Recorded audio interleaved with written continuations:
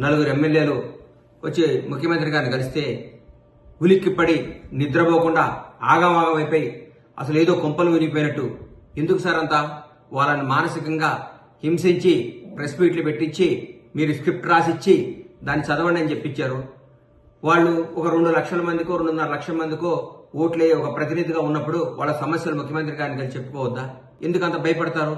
అంత బంధించి బర్రెలు కట్టేసినట్టు కట్టేపించుకొని మీ చెప్పు చేతుల్లోని రాష్ట్ర ప్రజ ఉండాలని జనాన్ని అందరినీ ఊరికే అది చేస్తాం, ఇది ఇయ్యకుంటే ఇది చేస్తాం, తిరగబడతాం, ఎగబడతాం, కోస్తాం, నరికేస్తాం, ఏందేందో మాట్లాడతారు. ఎందుకు సార్ కేటీఆర్ గారు మీరు? ఇది ప్రజాస్వామ్యం. ఇప్పుడు కాంగ్రెస్ పార్టీ తెలంగాణ రాష్ట్రాన్ని పరిపాలిస్తుంది. మా మంత్రివర్గం అందరూ బ్రహ్మాండంగా చేస్తున్నారు.